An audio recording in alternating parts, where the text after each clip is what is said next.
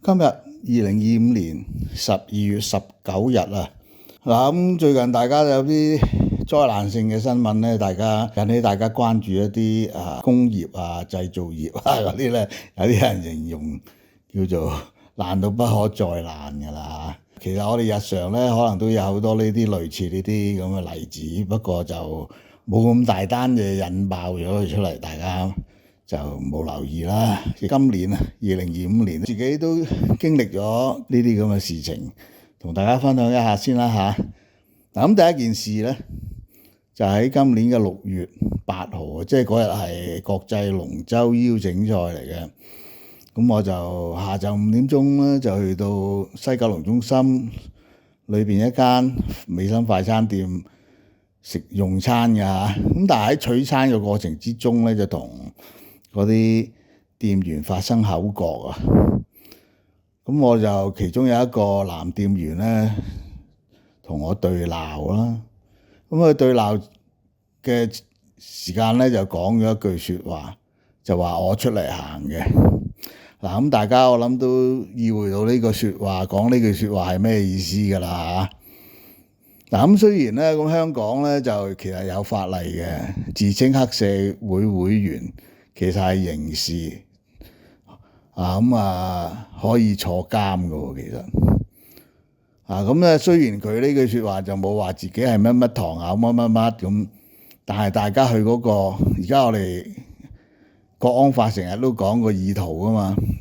嗱，佢講呢句説話嘅意圖即係一樣嘅啫，就係話我係黑社會出嚟行嘅，即係佢意圖就係用黑社會嚟威嚇我哋啲市民啦，係嘛？即係個效果一樣，係達到咗個意圖啊嘛。咁我咪話你而家黑社會威嚇我打電話去報警啦。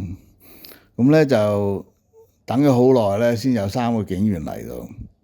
佢嚟到咧就問我話啦，問我講俾佢聽。咁佢講完俾佢聽，佢即刻同我講咗一個結論俾我聽啦，就話我呢個 case 咧就唔係刑事，就係叫我自己揾律師民事訴訟，係嘛？即係其實佢就放過咗嗰個美心員工啦。喺6月12號，即係幾日之後咧，我就走去灣仔軍器廠街嗰個警察總部裏邊嘅報案室，諗住揾投訴警察科投訴呢3個警員。咁咧就當時去到咧，佢有個警員講俾我聽，可以用個手機 scan 一個 QR code 就去報警嘅，報呢個投訴警察科嘅。咁我 scan 咗之後咧，就入咗一個投訴警察科嘅網頁裏邊咧，就做我呢個 campaign 啦。咁我填咗啲個人資料，同埋好簡略咁講咗個內容啦。咁喺好快咧，就喺我嗰個 email 嗰度收到咧，就話已經投訴警察科接受咗我呢個電子嘅投訴，仲有個 reference number 嘅。咁我覺得已經 OK 啦，咁咪走咯。即係喺過程之中，我冇跟過任何警員係 contact 過，即係講我呢個 case 嘅。咁我走啦。咁我走嘅途中咧，就搭緊車咧，就有個女警打電話俾我，就問我嗰個投訴嗰個內容係乜嘢。咁咪喺個車嗰度同佢講啦，講咗俾佢聽。咁6月12號嘅係，一路等到咧9月尾啊，先至有一個女警再打電話俾我，就話咧佢係呢個將軍澳嘅投訴警察科將軍澳嘅調查警署嘅調查人員，就約我去將軍澳警署錄口供咁樣嘅。但係事隔都3個月噶咯已經。咁當然之前咧，佢有寄嗰封信俾我咧，講俾我聽咧，話我呢個 case 咧就撥咗去俾投訴警察科嘅東九龍，即係將軍澳警署嘅調查科嘅嗰隊咧係去處理嘅。真係啦，咁呢次所以有個女警打電話俾我，我都唔覺得意外嘅。意外咧就係太耐啦，3個月。咁我咧就問呢個女警咧，即係因為時間太長啦，隔咗太耐。咁我覺得嗰個其實佢哋已經講咗俾我聽，佢哋個意圖係想點噶啦。咁我就問呢個女警咧話，譬如嗰3個警察咧，佢係軍裝嚟噶嘛，佢哋咪有個而家隨身攝錄機嘅。我問佢可唔可以用呢3個警察嗰個隨身攝錄機嗰個攝錄影像我嚟做證嘅，我嚟攞出嚟做幫助 support 我講嘅口供咧咁。咁呢個女警答我話冇㗎喎，佢話呢啲攝錄機咧，通常係如果佢係冇着嘅，當佢要想着呢個攝錄機嘅時候咧，佢個警員係需要喺現場同現場嗰啲人講嘅，即係話我而家着啦呢個攝錄機咁。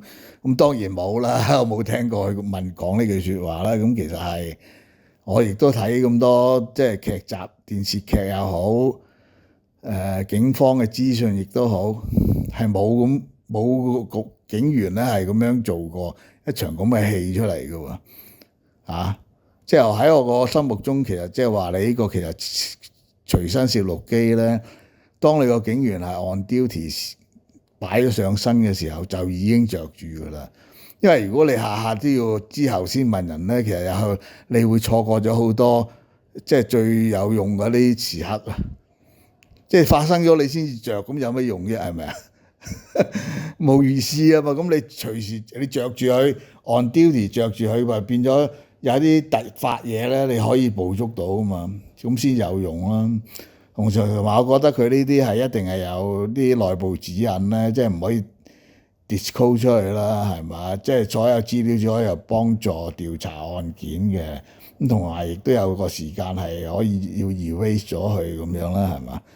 但係我諗都諗唔到，原來係好似呢個女警所講，原來佢着呢部機係要同當事人現場嘅人講嘅喎。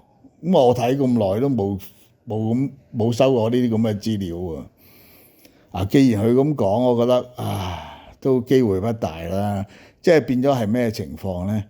公説公有理，婆説婆有理啊！即係我指責嗰3個警員。咁我3個警員可能即係一定會唔承認啦嚇，咁可能其實佢已經有一個劇本寫咗喺佢呢個糾紛呢個 case 嗰個案件裏邊㗎啦。咁佢就繼續演落去啫嘛，但係佢唔會承認呢個錯，即係我指責佢嗰個問題㗎嘛。咁有咩支持到我講嘅説話係真咧？因為而家係我 challenge 佢啊嘛。係我要 support， 我要提供一啲資料證據啊嘛，咁我提供唔到啦，當然係咪啊？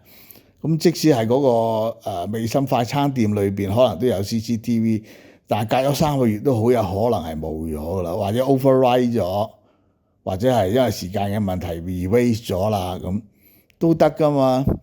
咁即係我覺得嗰個第三方嗰個證據去證明我講嘅説話，支援我講嘅説話係冇咗啦，其實。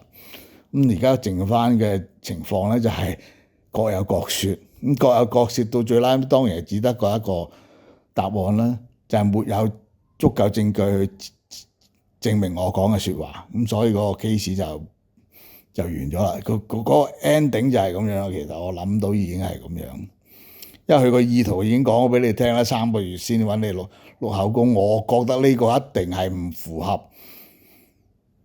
標準嘅。你而家揾一個警司級嘅人，一個高級警員、警務處裏邊嘅人，我唔知佢點樣可以講到呢3個月係一個 reasonable 嘅時間，等3個月先嚟錄口供，當然會有好多問題產生啦，係咪啊？即係最主要就係你唔能夠好喺短時間之內攞到需要 support 嘅第三方證據啊，等於嗰啲 CCTV。嗰啲錄影啊，各樣啦，係咪啊？甚至乎證人啦，一定係冇咗啦，係咪啊？咁你點解要等到3個月先做呢樣嘢咧？咁大家都睇穿啦，講多都無謂啦。嗱，咁喺呢件事情，咁我就話唔去錄影，唔去錄口供啦。咁我寫一封信咧，俾翻投訴警察科，同埋呢個監警會講，我就唔去錄口供，因為點解？我最緊要寫埋點解啊，好重要啊呢樣嘢。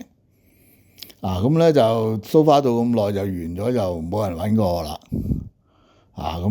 呢件事嚟講，你大家覺得呢3個警員嘅處理有冇問題？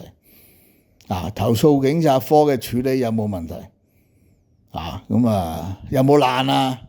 當然有爛啦，係爛到咩程序咧？大家自己諗下啦。